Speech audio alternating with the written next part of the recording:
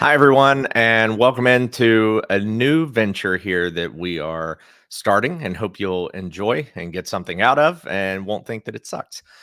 This is called More Than Mortgage. I'm Chad Anderson. This is Zack Jones. Hopefully, you know some of us or know both of us. If not, then we've done a bad job on branding ourselves and getting out in the community. But basically, we always, Zack and I, enjoy bantering a little bit, both good, bad, and the ugly on mortgage topics, real estate topics, things on social media, things with clients. We all have war stories. We all have that partner or that client or that situation. We all have that. So we wanted this show to be a little bit about weekly content and what's happening in the world. A lot of times, reels, Facebook posts, etc. They're just quick fly by night, grab it for 10 seconds, and they don't always tell the entire story. So we wanted to have a little bit of a longer form platform or medium to where we could actually discuss and dive into some of these issues or topics or whatever it may be that require longer than a 45-second attention span while you're scrolling through TikTok or Instagram. So that's what this is. We hope you'll join us. We hope you'll like and subscribe on each of our YouTube channels or follow us on Facebook, Instagram. Our information is right there at the bottom of the screen. Zack, welcome. How are you? I'm good this morning, Chad. Excited Yeah. about this adventure. And listen, I'll just add a little bit to that. If there's anything that you want to hear about specifically and hear some commentary on, we'll be happy to dig into that. And we're going to pay attention to the feedback that we get from our audience and try to make it relevant, try to keep it relevant. Absolutely. Yeah, that's a great point. Load up the comment section because we don't want to sit here and babble about something you don't care about. That's where shows go to die. So we would rather be more interactive, talk about things that you're interested in, and not just stuff that we want to chat about. We could do that over the phone or in the office. We want to know what you guys want to hear and listen about, and opinions and so forth. So anything's open. I'm not afraid to have a hot take. I don't think Zack is either. So if you've got something, I'll tell you exactly what I think. I know Zack likes to do that as well. So myself, I've been in the industry 13 years now. We both work at Modern Lending, which is a local brokerage in Franklin, Tennessee.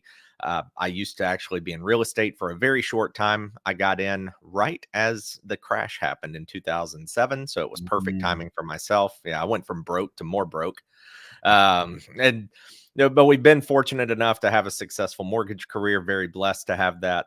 And enjoy doing some of these things because I also have a broadcasting background with the sports side, talk shows and play-by-play and whatnot. So I enjoy it. I'm a nerd. I like Airbnbs, rental real estate, investment properties, mortgages, all those things. So I hope that helps at least a little bit with some credibility, and enjoy getting an opportunity to hang out with you guys. So Zack, your background, sir. Yeah, real quick, 20 years in the mortgage business. Actually, this year I've worked broker, I've worked banker, I've worked retail loan officer, back to broker. A lot of background there, and bought my first house at 21 years old or something ridiculous, and have owned a lot of real estate since then. Do investment real estate, short-term rentals. Have all of that background. Chad and I have done a lot of correspondence or coordinating back and forth and comparing notes, and we're both pretty heavily invested in real estate. So, there's some background and some substance to what we have to say, and there's a lot of, I don't know. I think that maybe one of the greatest values that we bring is an analytical perspective to the market, and we try to not to be reactive to what's going on, to be thoughtful about everything that we see facing the industry right now and the Yep. market and moving forward. And so in my heart, I'm a real believer in real estate as an investment and as a kind of a foundation to our cultural life in America. I don't know what it's like anywhere else because I haven't ever lived anywhere else, but I'm a real believer in it. So that's kind of where my passion starts. And hopefully we can maybe bring a little bit of comedy to this and a little bit of irreverence to the subject as well, because neither one of us is short on opinions. So hopefully we'll have a little fun doing this too. No, we've known to have our soapbox moments here and there, but Yeah. you mentioned that with real estate in other countries. I'm not an expert on that either. I don't know if I should be ashamed to admit that or not, but I just don't know. I did travel to Europe this past summer, and while I was in Florence, I was asking a couple of people, "Hey, what does that apartment run?" Right. And we're talking these are like built in the 1600s, Right. overlooking the river, but there's no central AC, so the windows are all open. It's kind of unique, and I think if I remember correctly, they were saying in American dollars, 900,000 to a million, something like that. Right. But we're talking about a shoebox apartment, like a New York City style apartment overlooking the river there. But one thing is, America seems to be the most aggressive when it comes to lending money. Like everyone in Italy was 20% down, 25% Right. down, 30% down. Like in America, you think about it, and this wasn't actually our first topic, but just on a quick note, that's kind of interesting, right? Like where else can you go buy an asset this large and only put as little as 3% skin in the game, while the bank takes the 97% risk? Or some programs you can do 100% financing, such as USDA or VA or down payment assistance. It's kind of unique, like that America for this long has had the real estate market done like this, where and I know it hasn't been the entire time, but to be that aggressive in making sure people get into houses. Well, it is an interesting point, and maybe my first thought about that is we're probably the most aggressive capitalist society, Yeah. as in the top 10 of Mhm. largest producing countries in the world, or major countries, maybe superpowers. Certainly, the most capitalistic. All of that's really interesting. I had a French client one time who came in literally fresh off the plane, didn't have a social security number, didn't have a bank account, didn't even have a place to stay yet. Wow. Um, and we were able to. It was one of the most interesting and complicated loans I've ever done. But we closed on a house within 60 days of the plane touching the ground for that client. And Wow. um, very interesting process. But the French system doesn't have credit reporting. So what you do is you establish a relationship with a bank, and then you do all of your banking, all of your financing. Every bit of that relationship goes through that bank, and occasionally you go outside of that bank to secure financing, possibly on an automobile. I remember this credit profile had one non-bank, or it didn't even have a credit profile. I mean, we just were making it up, but he had one account that You're existed trying to outside. piece together non-traditional credit That's right. is all you're That's saying. Yeah. exactly right. And we had to get that payment history. But he had one account that was not with this particular bank, that was in this particular small town that he lived in, on the border between France and Switzerland. And it was with Volkswagen Credit. It was for his automobile. So it's very different, just very different doing business in other countries. So uh, hmm. Diversion. We didn't get started on this podcast for 5 minutes before we got diverted onto a I subject know. that we were going Yeah. to talk about. Yeah, If we have squirrel moments, we apologize. Okay. yeah. It just There is we what go. it is. All right, let's get into the hot topic, which came out a couple of weeks ago, early, what was it? Late October, early November. And that, of course, is the lawsuit, the antitrust suits that took place in Missouri and Texas with NAR, National Association of Realtors. Also, just brokerages in general. Zillow, I think Remax was mentioned in that, or maybe they settled beforehand. Yeah. Maybe Keller Williams. I don't want to misspeak, so if I and name somebody that's not, because I don't have it right in front of me. But that was the deal that came out, and there's been a lot of talk around it. There was about, I would say, Zach, and this is why I wanted to talk about it today, is let the dust settle for a moment, because You have your knee Number jerk one. reactions. Yeah, Yep. you have your freak out moments, and you got some agents who are, "Oh my god, we're going to go hungry. I got to find something else to do." You got other agents who say, "I don't care. I'm a listing agent. This isn't going to really impact me that much." You got other agents who kind of just discard it and say it's not that big of a deal. We'll get through it. I would say that no matter which side you're on in belief and what you think with this, the real estate market and the real estate industry is one that really has not been disrupted in an extremely long time, Right. really long time. And you've seen people try, you've seen the flat fee brokerages, you've seen open door, offer pad, some of these different groups, right? They try to get in, find their niche and, get their share of the pie, but nothing ever trumps the local person who just continues to door knock or be on social media or be in the community or whatever the case may be. Even So Zillow, the big monster, the behemoth, hasn't has not disrupted the industry. They've made a huge impact, yeah, but there's not been a disruption, what no, we consider a disruption. correct. So this is interesting with the lawsuits because there will be appeals. There will also be though other cases that will come from this, and we're already seeing that. Um, let's just start with initial reaction. What you thought of this. Is it justified? Is it something that people truly do have to worry about? Is it going to be a little disruption? Is this going to be an overhaul? Just kind of initial reaction on this. Well, so let me tell you about my bias first. I have a bias about attorneys and the legal system. To say that there is justice is probably a gross overstatement, at least in my estimation. There's not really a whole lot that's fair about the legal system. And when you get into class action lawsuits, my honest opinion is that the people who win that are the attorneys. And so it's always going to be in the legal system's best Aaron interest. Brockovich, right? Right. I mean, there's not any way that when you have somebody who is generating billable hours, that they're not going to win, and the whole system is set up that way. So that's kind of my foundational bias.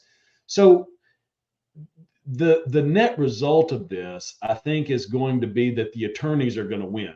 They're going to get the biggest piece of the pie. Consumers who were somehow wronged by the industry about forced commissions and price fixing and all of that stuff, not really, there's not really going to be a benefit, but that's not going to stop people from joining the open classes. And so, if somebody wants to join an open class and get a check for 117 bucks, that'll help them buy their groceries this week. And who cares, because it's the big corporations that have to pay it. Well, it's going to impact the industry, I believe, in some significant ways, but we don't know what those are yet, because the blood is in the water right now, and we haven't kind of seen how that's going to play out. The precedent legally that's been set is that the defendants have been found guilty, and there, because of that, there will and the copycat lawsuits, which we've already seen, man, the second lawsuit came 30 minutes after the decision on the guilty verdict, and we've They seen were some just state. waiting. They were There, waiting. They well, were waiting to click send. it was completely all filed. Yeah, they're sitting on the send button, and we've seen. I know, and I don't follow this, super closely, because it's not my business per se, but it certainly affects what we're doing. Sure. There's been a big class that was filed in Texas as a subsequent follow up, and there's a lot of what I would perceive as probably smaller. They're not the major names. The major names are in there, but they're smaller, and maybe even some mom and pop shops, that's concerning, because those companies don't have the deep pockets to defend themselves. And so I think that the biggest, like you said, Chad, the biggest thing that agents and brokers have to do is take a deep breath and prepare themselves, brace. And then I think there's some forward thinking that needs to be done.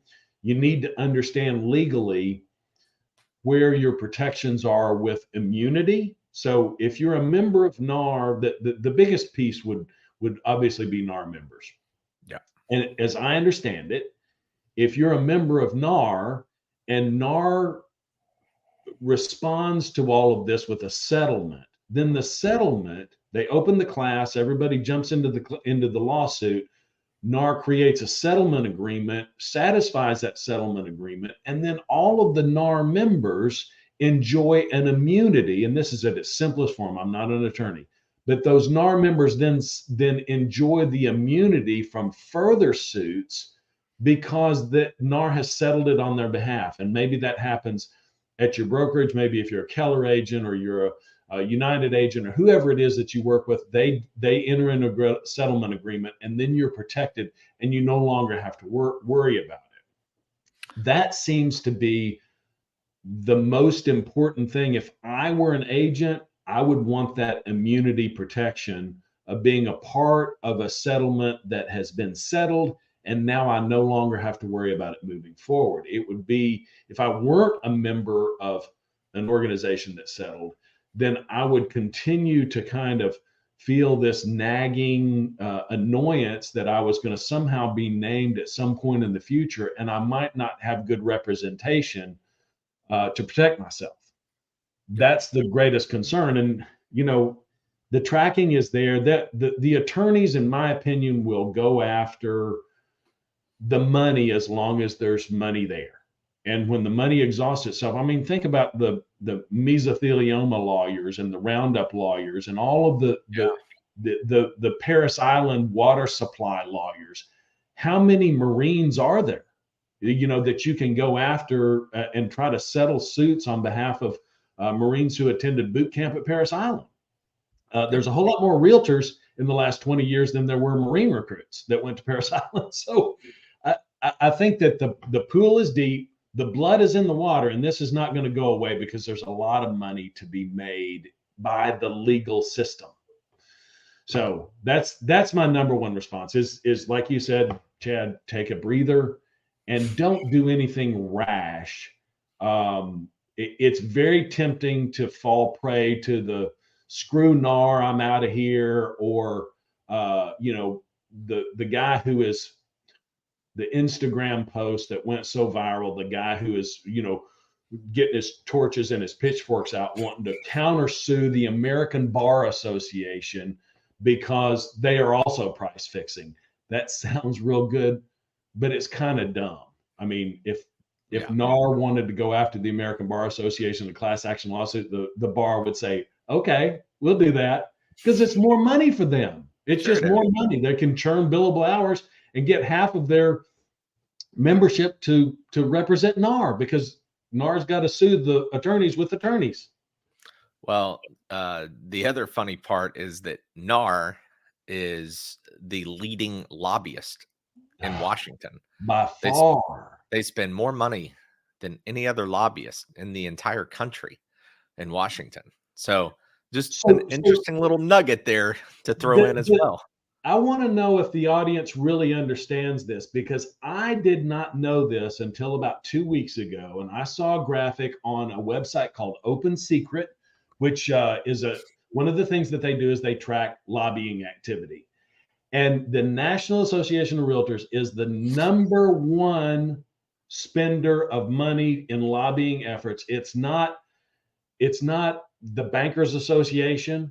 It's not the industrial defense contractors.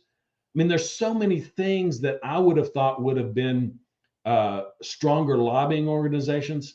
Number one, most money spent by any industry, by any single lobbyist, National Association of Realtors.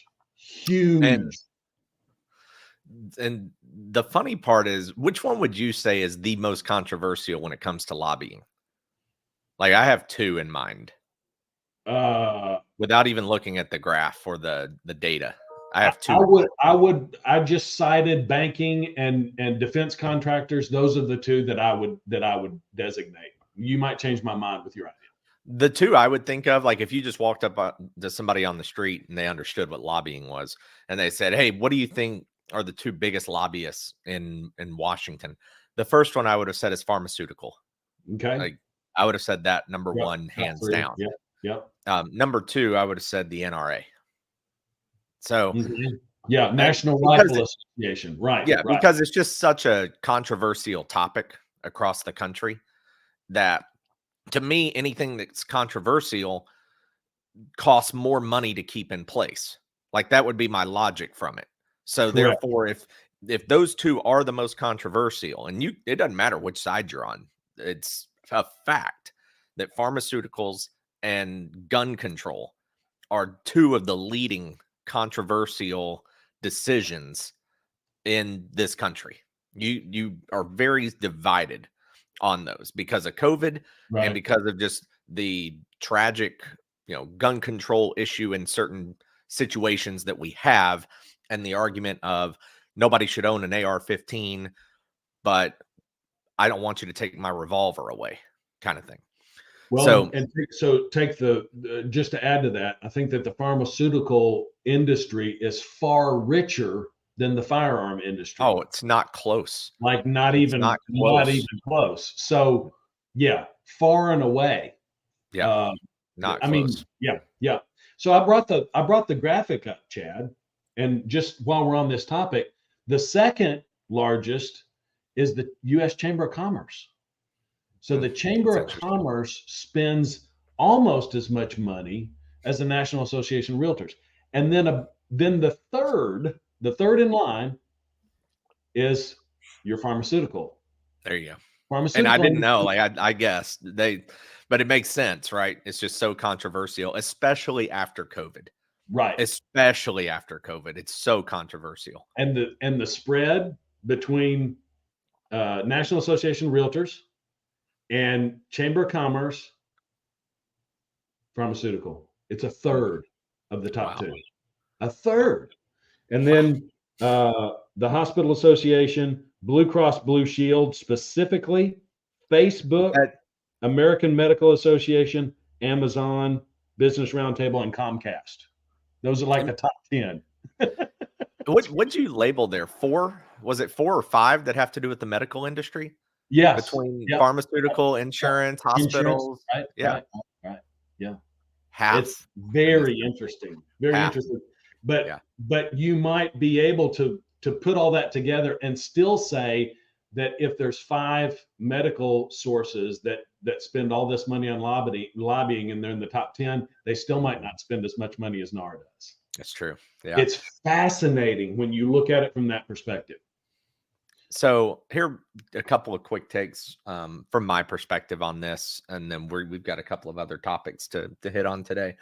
But for me, this is almost a moot point until it becomes a seller's market again.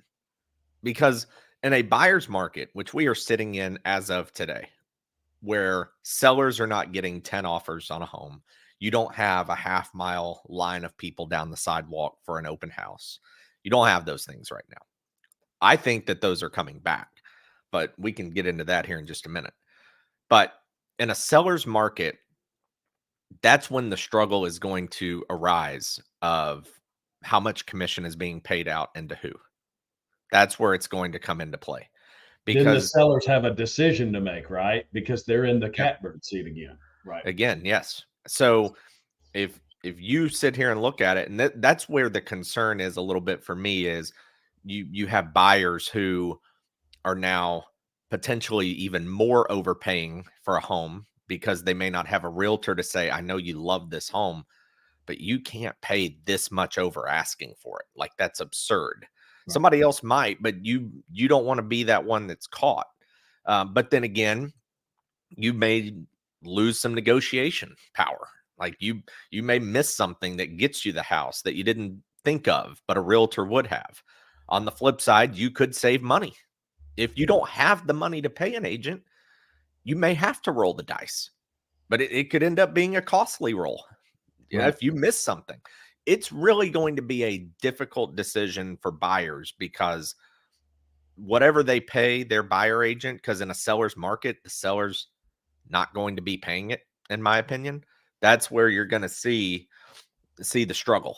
That's the bigger concern, and I guess that's not taking place right now. So I'm not worried in general about it, because we're 6 months, a year, 2 years away from another seller's market coming back whenever rates go back down.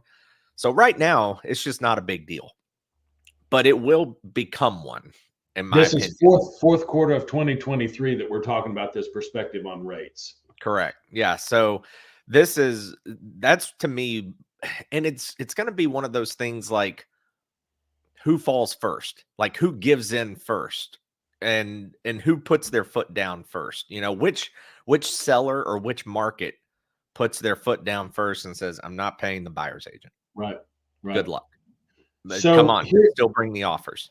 let me tie this back into National Association of Realtors, and don't take any of this commentary as if I'm a fan of NAR.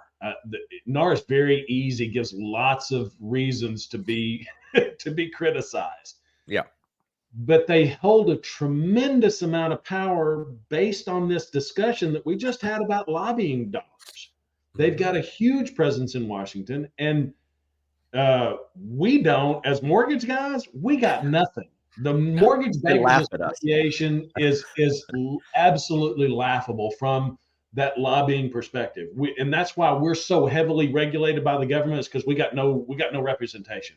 We just say thank you, sir, may have another, and they keep hammering us. Yeah. So NAR, for all of its faults, really does have a lot of power in that. And what Chad's talking about is when this thing turns, we don't have the urgency about who's going to pay it now. But when this thing turns, it's going to get real serious real quick.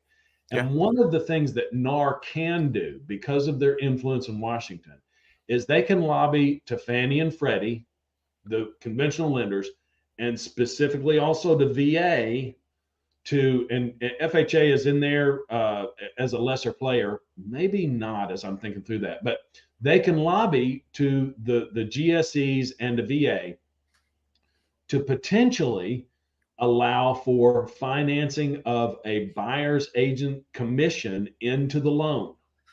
So I think that that's a critical piece of this for first time buyers. If you're a step up buyer, you're coming in with equity, you can pay your own commissions and negotiate that out.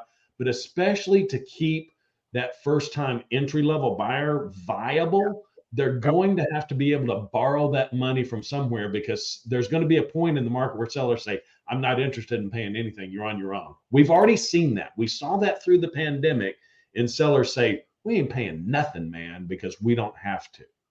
And Zach, So, the the first time home buyer already a lot of times has a hard enough time getting offers accepted because of the programs they right, go with. right. Not even about the buyer commission, just the programs in general. Or Nobody just the wants an percentage of FHA. down payment. Nobody, yeah, People like nobody it. wants an FHA deal when you get a Right, pre-approval letter. Nobody wants to see 97% loan to value. Those kinds of things sellers don't want to see. So they already have a struggle. Now, like you said, they got to come up with extra funds. And you're right. The decision that somebody with a step up uh, purchaser may be up against is, oh, well, I only have enough for 20% down. So if I pay an agent, I may only be able to do, 17 or 18% down, which means I now may have PMI and it's $50 a month. Like that's the struggle they're going to run into. right. The first time home buyer is going to run into, I don't have cash and I can't pay over the price of the house either. A They're step not up person competitive. can. Yeah, a step up person can. They Yeah, they can go from 20% down to 10% down because they could use that 10% gap in the middle there to pay for a buyer's agent, to right. pay for upfront MI, to pay for an appraisal gap, whatever the case may be, to pay for repairs that a seller is not willing to pay for because they don't have to sell their Money home. solves problems. That cash Correct. solves problems. Right. So that'll be interesting. Again, take a deep breath. I don't think it's as big of an issue right now because it's a buyer's market. But when it becomes a seller's market, we should circle back to this episode because it's going to, in my opinion, change a lot of things. We'll see. It's going to cause a lot of rubs and a lot of frustration, but we'll see what happens. I think last thought on this: if you're a buyer's agent specifically and you don't do listing and selling, you just do buying or selling, whichever one you want to call it. Um, you start to look at, and we're going to end the show later with this too, but just as a little preview, a little forecast, is you have to figure out who your client is, what their true needs are, and then sell them that based on value you can provide. Mhm. Because not every client, I hate to tell you, I'm this way to be honest, but I've also bought and sold 15, 20 houses over my lifetime. And I have investment properties. And that's not a flex. That's just I've been through the process. I just know kind of ins and outs and I know my blind spots. And so if you're asking me, like, hey, I may not need all your services, and that's okay. Don't try to cram a full thing down my throat. If you have somebody who's green, first time home buyer, you're not trying to cram a service down their throat. You're just trying to say, like, you're going to need all this. You're going to regret it. Full service Full versus service, somebody full who's array. Yeah. like you, who works in the industry and looks at contracts all day long.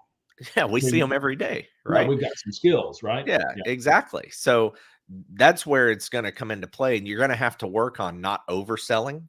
You're going to have to work on not trying to convince somebody. You're going to have to find the client. We do that now. And on the mortgage side, Right. we look at clients, and I tell everyone I talk to, like, I'm more here to give you the options and the things we can provide. And then I'm coming back and telling you, hey, you make the adult decision. Here's option A, B, and C. I don't care which one you choose. I'm going to make a living because we're going to do this more than just with you. But I want you to be happy. So you choose A, B, C. Which one do you want to do? And I think that's kind of the pitch and the direction that they may have to go on the buyer side as an agent, Yeah. because everybody's going to be a little bit different. So, And there's going to be with that, just add to that, a new focus on the buyer agency agreement, which has been yeah, largely ignored. I've asked this question over the last several weeks since this came out. it's a piece of How toilet paper. what percentage of buyers agents get a signed agreement when they start showing houses?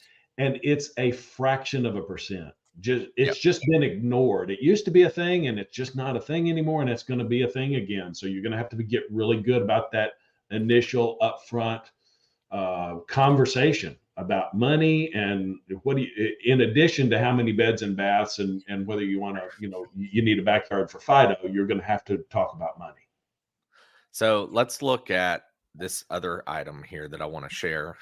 And this is something that everybody's going up against at the moment, from the loan side. And we want to use this. I want to segue from real estate side into mortgage rates, because that's the daily Yeah. question we get, Zach, is what are rates going to do? What do you think rates are? When are rates coming down?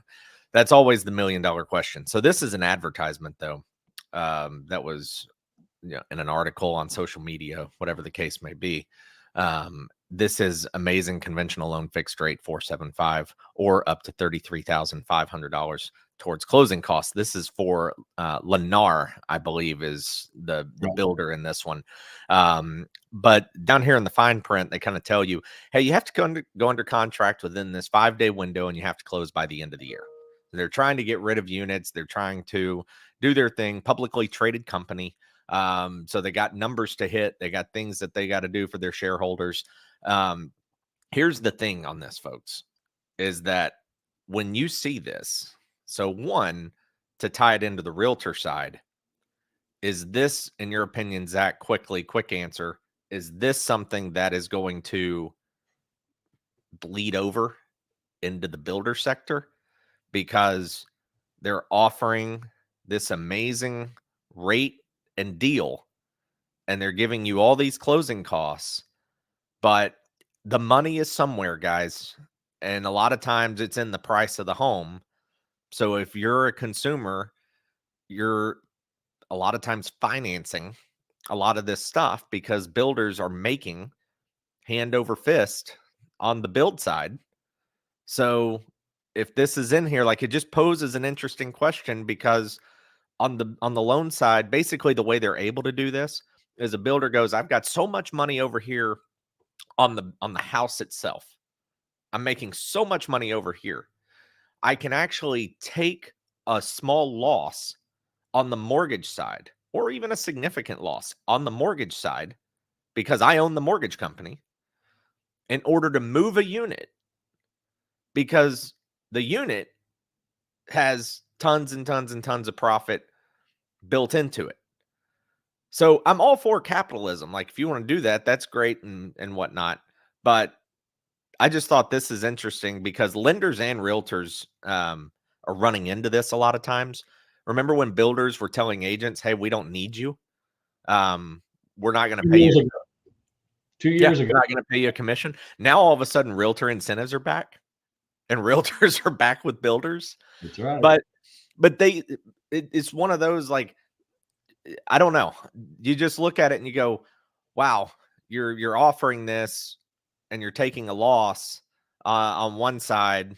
So then it comes, you start opening up this can of worms, like fair housing and opportunity for everyone on qualifying, and oh, you have to use our lender. You have to use our lender. You can't. We won't give you anything if you use an outside lender. The realtor commission and how that changes and ebbs and flows. So it's just we're seeing this more and more because builders are trying to uh, get out from underneath the housing compression right now as well. I would be very surprised if there's not a big successful class action law firm that is not looking very closely at these promotions, because the real accusation and the guilty verdict is around price fixing. And this certainly smacks of price fixing. So let's be real simplistic, 10,000-foot flyover. These incentives from national builders, especially where they own their own mortgage company, is about protecting the builder's price. Yep. So the builders build in sequence and they bump prices up according to their build schedule. I've been privy to some builder conversations where, the conclusion was every 4 houses that we build, we're going to bump the price by $10,000. Every 4 contracts, the price goes up, that base price goes up $10,000, or take your pick, however much that is. So what's happening here is that in order to bridge the gap and not discount the prices on houses, builders have given more and more and more and more incentives. You see builders given $50,000 in our local Nashville market Hmm. in incentives toward closing costs and 3-2-1 buy downs and 2-1 buy downs and all kinds of, whatever, build you a fence and a storage unit in the back and epoxy floor your garage, 50 grand. Well, but they're not taking the price off of that $500,000 house down to 450. The price remains 500 because they're trying to protect their price for comps. If Yep. they brought it down to 450, then they've got the whole rest of the neighborhood who bought at 500 bringing the torches and pitchforks over to the model house, Yep. or they've got to start back over and build back up when the market turns and the consumer demand comes back as these rates come down. They would have to build back up. And so what this allows them to do, as long as they're generating sales and they're writing contracts, they can actually bump up the price of those houses moving along, even though they're given, 5 or 10% of that price back to the buyer. That's, Yeah. I think, where you start getting into trouble, Chad, is not in, hey, we've got, $32,000 in incentives. If that's 5 or 10% of the house, that sounds mysteriously like a big shell game that some fancy pants, clever attorney is going to be able to convince a jury that the big mean corporation is doing something nefarious. That's my concern. And what's interesting? I have told just regular old Joe homeowner, hey, right now in this environment, don't lower the price of your home. Don't lower it $10,000. The Talk to cash me is about what the rate is right. if you bought the rate down $10,000, because the society still has the rate shock from a year and a half or so now, Right. that if you would advertise like a 5.5% permanent fixed rate because you're using 10 grand Yeah. to buy it down, not a buy down, like a permanent, you get 5.5 for 30 years. That makes that house stand out more than this house over here, because everybody's strategy has just been, oh, it's not selling, price drop it. Right. Builders doing the same thing here. They're going, "Hey guys, we can't drop the house. Let's get a 475 out there." Yeah. So it and Even if by it the only way, like lasts 12 months, even if it's just a kind of a right. teaser, By the way, people are attracted to it. I'm all for builders doing this. Like this isn't me picking on builders because one, we work with builders and I like builders. I have no Yeah, problem with them. They've been very good to us. I bought some houses from our preferred builders. Like I have no issue with builders whatsoever. It's a capitalist economy. correct. You do what you need to do for your business to make things work. And if this works, that's fine. But the question does come up of because of what happened with NAR, just it poses the question of are they susceptible in the future to other possibilities like this? And Whether the they're most guilty annoying of thing any for builders is that when they won't let me do the loan because they got a preferred lender, right, right. that's always that's the most But annoying part for me. I always add this where there's a legal process involved, whether they're doing something wrong or not.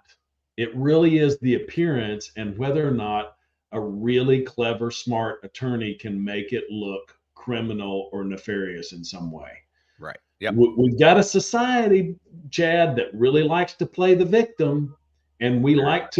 we like to have a hero and an antagonist, and so it's an easy thing to come up with. And I think this NAR lawsuit is evidence of that because there's a lot of people who are like, wait a minute, well, we didn't do anything wrong. Well, it doesn't matter.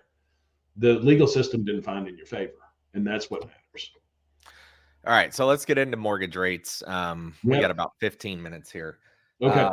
So on the mortgage rate side, let's just be honest. I'll call ourselves out here. Mortgage people thought last year that rates would be back down already at this point this year.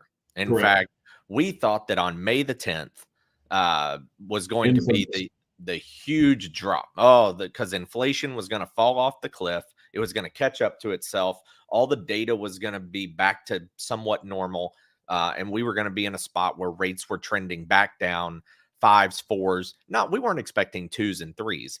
We were just expecting fives and fours again, and that things were going to be, oh, so much better. We're okay. We're good. Back to normal, back to business.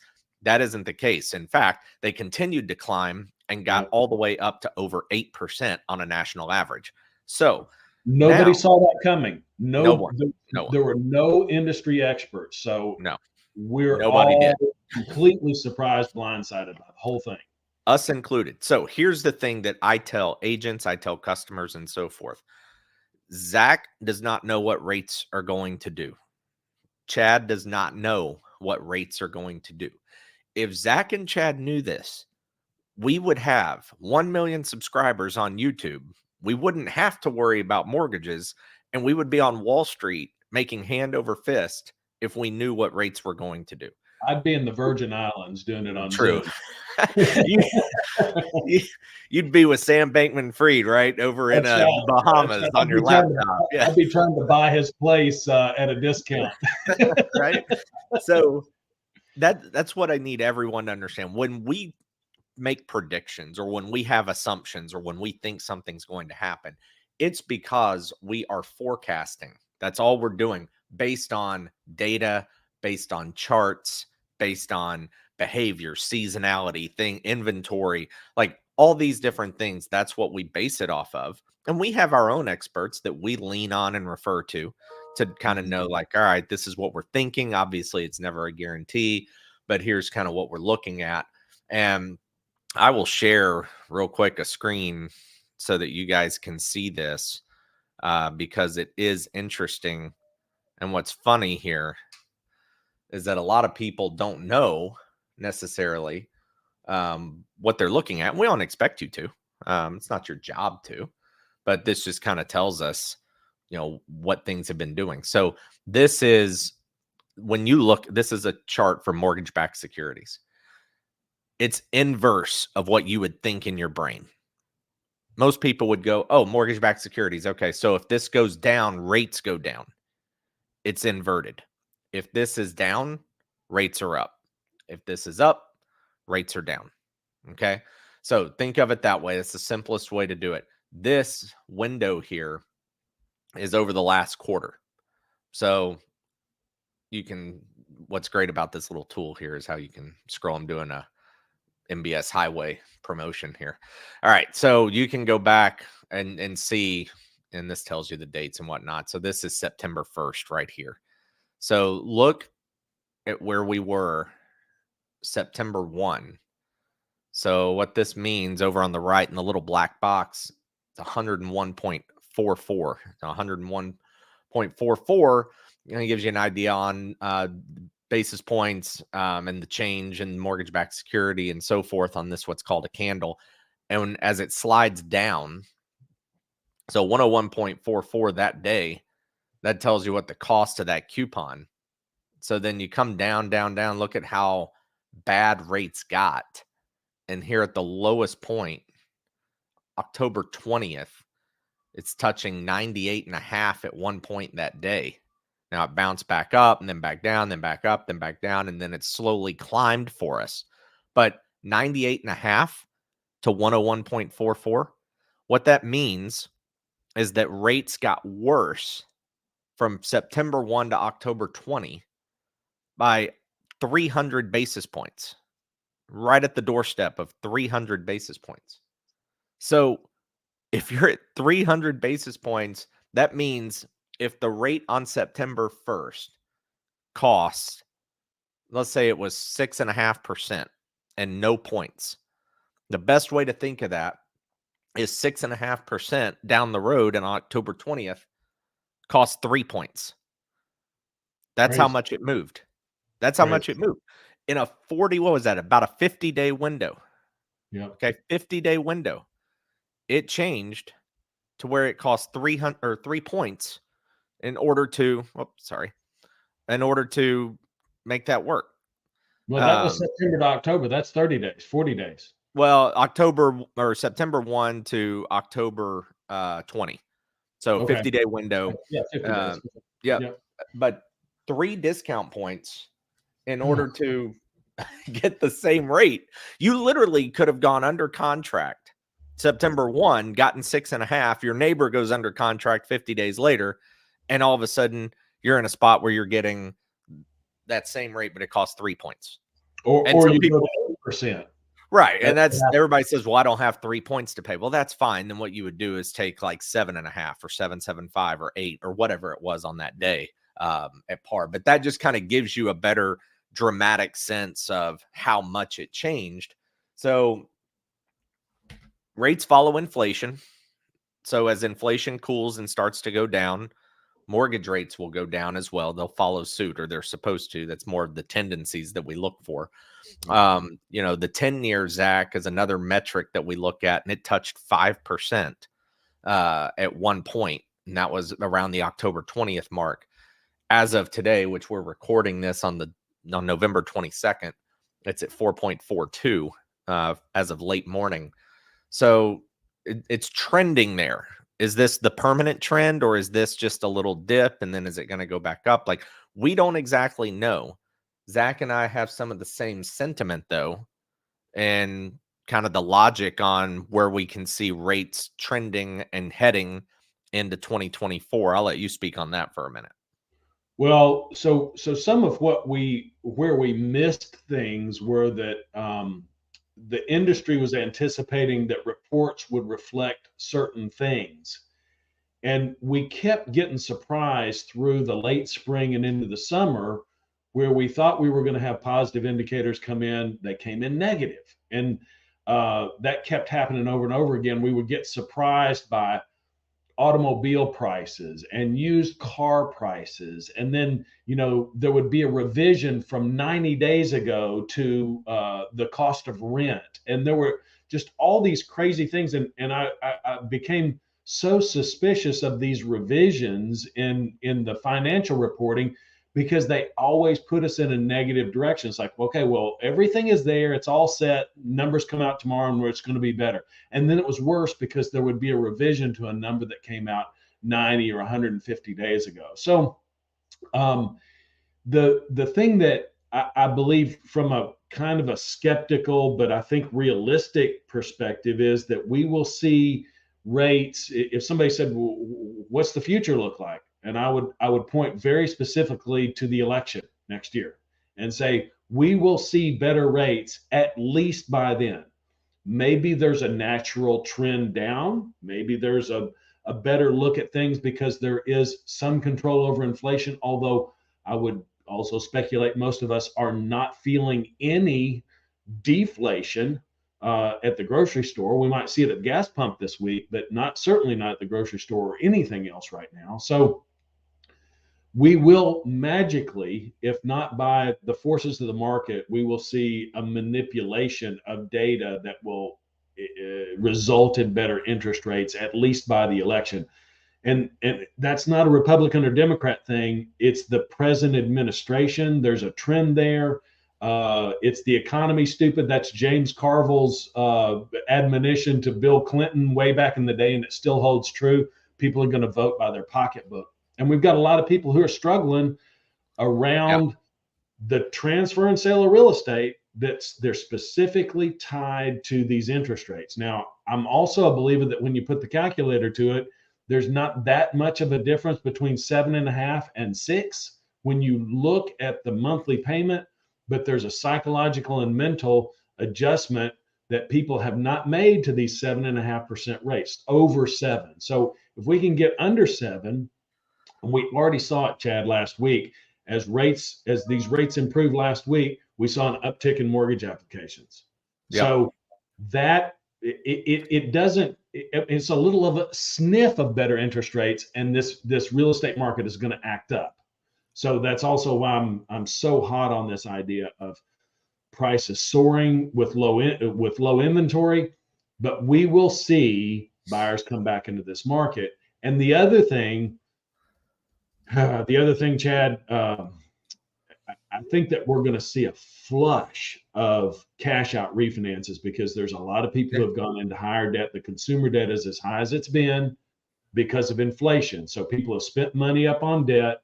They spent money up on their credit cards, and we're going to see Yep. people tapping into their equity with cash out refinances as soon as these rates come into this zone where we can make sense out of the calculators that we use in our industry about debt consolidation, and maybe you're sacrificing a 4% rate or a 3.5% rate, but you've got these really high interest other debts. We can blend those rates together and make sense out of a refinance at 5.5 or 6.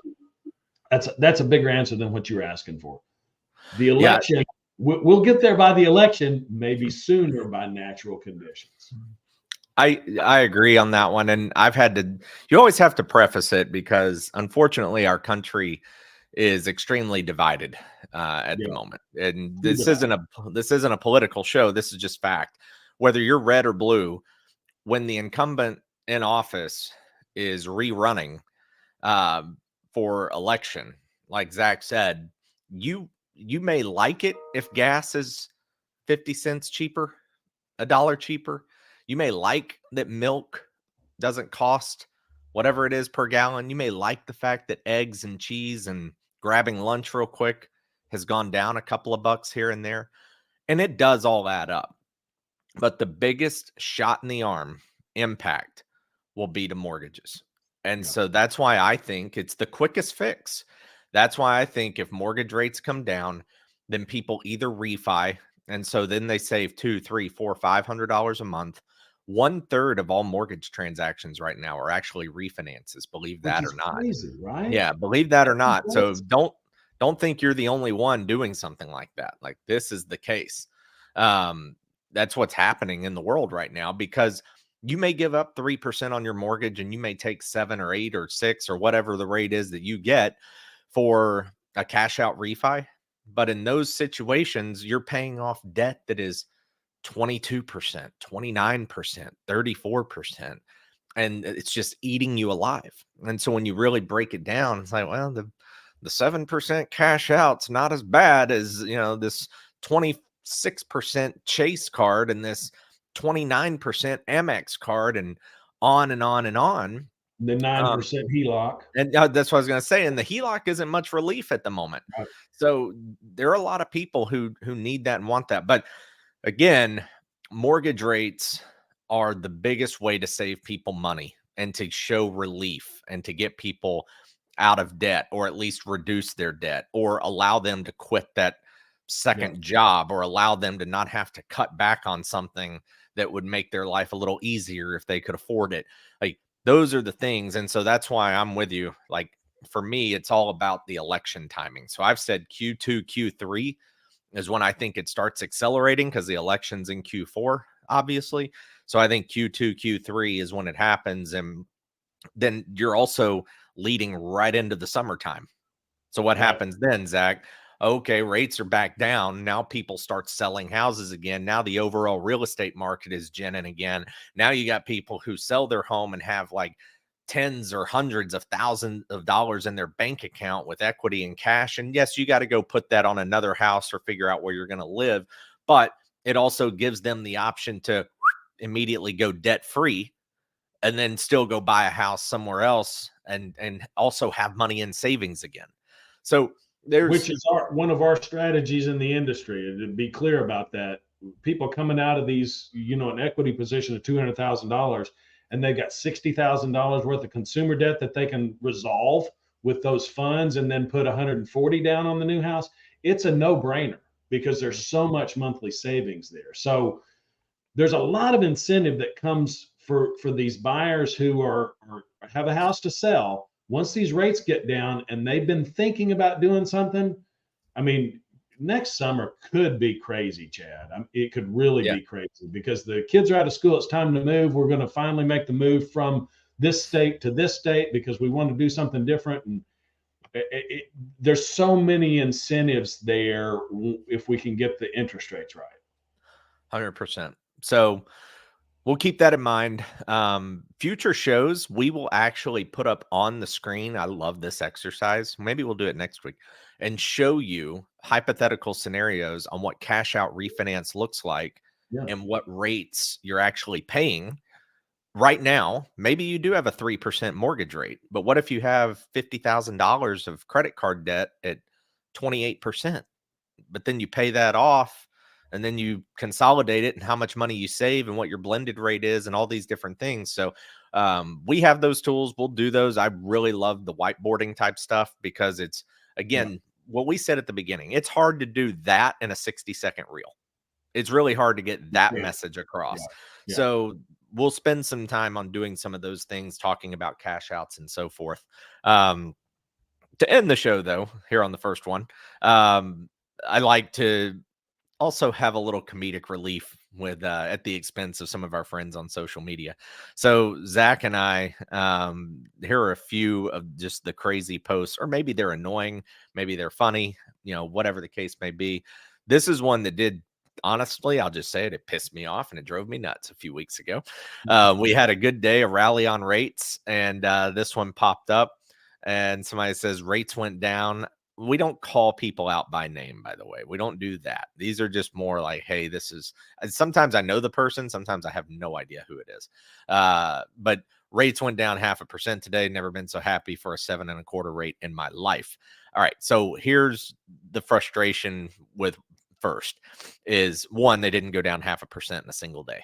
Rates don't move an entire half point in one day. That is extremely, extremely, extremely rare. Like once every 5-10 year kind of thing. Like it just doesn't move that much. Let That's on not that's average. 9/11 event rare.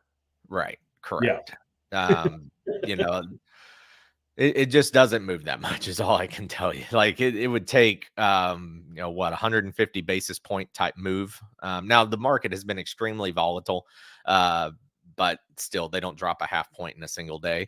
The tougher part on this is, one, this is more my frustration with it. It creates this false idea of what's really going on, which then gets people, uh I don't know what the best word is. It just starts creating all this unnecessary activity is really what happens, because people start calling us, "Hey, why is your rate not 7.25?" Well, your credit's 640. Why is your rate not this? Wait, why does 7.25 cost 1.5 to get today? Wait, what do you mean they're not 7.25? I saw somebody else post this. hey, I locked in already. Can I get that rate?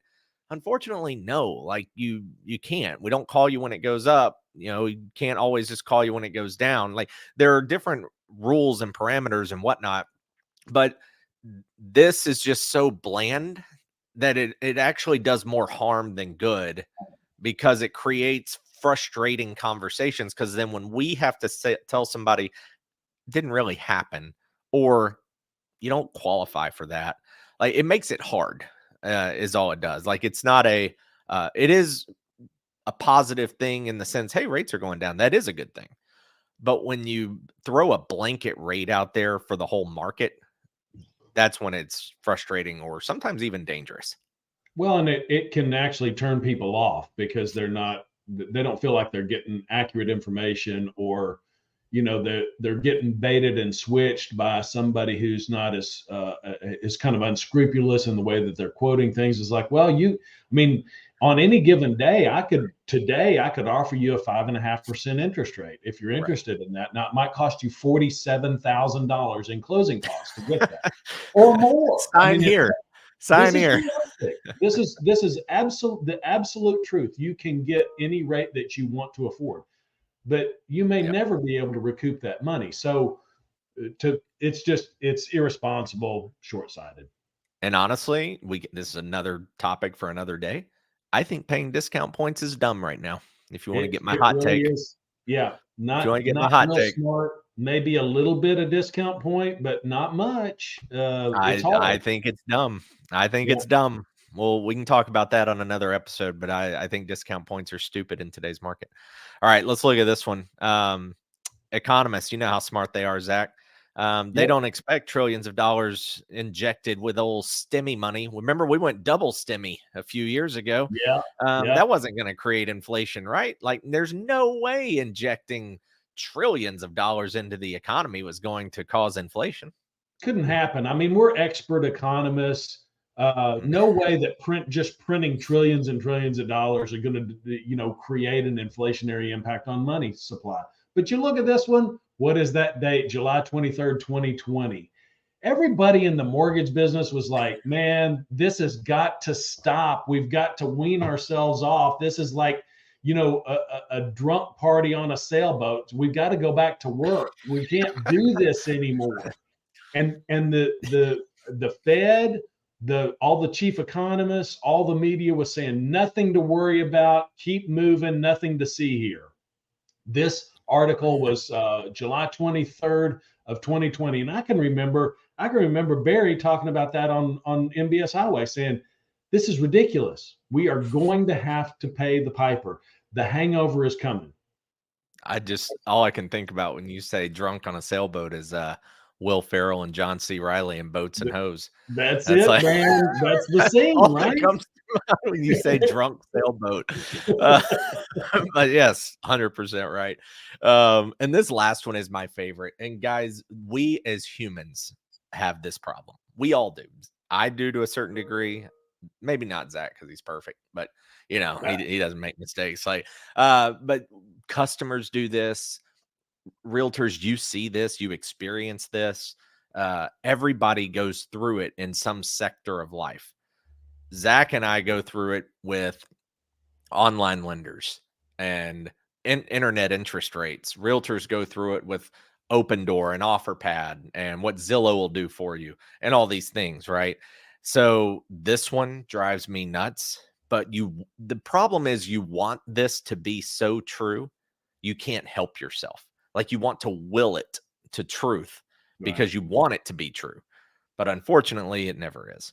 And so I love this one. The These are my favorite. Um, you get the same with Zillow and whatnot. 100 pre-approved leads in 60 days guaranteed. My favorite are the Instagram, Facebook, email targets, phone calls. The phone calls have kind of died down, but hey, if I could get you, do you work with first-time home buyers? Yes. Cool. I've got like 10 of them. I need somewhere to put them. Can you help me out on that? I can't work them all. I don't have anybody in Tennessee to help me out. Yeah. Does your team have capacity for an extra 15 leads every month? Yeah. No, we hate money. We hate money. We hate successful I've got businesses. leads coming out my ears here. We just can't handle them all. Is there some? Can you help us out? Yeah. Guys, look, let me just go ahead and break this down for you. In your entire life, has anyone ever walked up to you with no strings attached other than you give them a little money and said, "Here, you give me $100, I'll give you $5,000." Like, no, this doesn't happen. But this is more for all of those genres. Like realtors see this, lenders see this, we get targeted, and then customers. If you're a consumer, you get targeted. How many times do you hear, "Oh, I got this 4.9% interest rate"? Yeah, but what comes with it? Zach just mentioned it. I can give you any rate you want. You want to pay $55,000 for it? There's an ad floating around right now on the internet talking about a 3.99% interest rate. The fact is, it's a 3-2-1 buy down, meaning you start off at 6.99%. Your first year is at 3.99. Your second year is at 4.99. Your third year is at 5.99. Year 4 through 30 is at 6.99. And guess what it costs? About $30,000. So who's going to pay it? So And that's those are on a three things. hundred thousand dollar loan. That's Yeah, yeah, correct. Yeah, that's on a three for hundred sure, thousand dollar loan, right? for sure. So, yeah. So it's just more like you see these. The best thing you can do is what we're doing, and that's laugh at it, roll your eyes, and keep scrolling because it just doesn't exist. If it seems too good to be true, generally is the old saying, but it's 100% accurate. So I think it's accurate for me to say this, Chad, that I have never seen as many lead generation companies and sources in the real estate space on both sides. And I've never seen as much coaching that I've seen coaching, that I'm seeing right now. And we've always been an industry that sells a lot of stuff to the practitioners of the craft. But I've yeah, never seen as many coaches, and I've never seen as many lead gen services as I've seen in the business right now. yeah, yeah. It's something is all I can say. Yeah, Like it that is, might be a different man. show for a different day, Chad.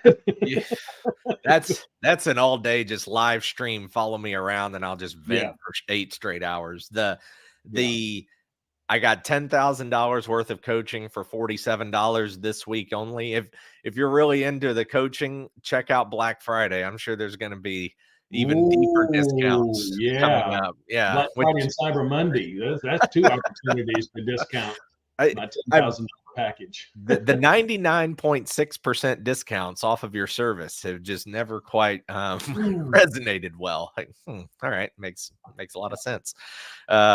All right, guys, thanks for hanging out with us. We try to do these on around an hour schedule, so a little bit over on this first one, but we enjoyed it. Hope you enjoyed it. If anything, it gives us a platform to uh, vent, discuss, soapbox, whatever you may want to call it. But I all of these topics are going to continue. This today's show was not a one and done. Like we're going to be talking about these lawsuits for a while. We're going to be talking about the interest rates and what changes are going to occur here at the end of the year and into 2024 with the election cycle. And again, if you have questions, comments, etc., you see at the bottom of the screen there how to reach out to Zach and myself on social media. We're on Facebook, Instagram, and YouTube. Also, if you drop comments here on this show, then we'd love to respond to those, get back to you, answer questions, or give us topics for an upcoming show as well. Would Please love do. to interact with you there. So, Zach, thank you.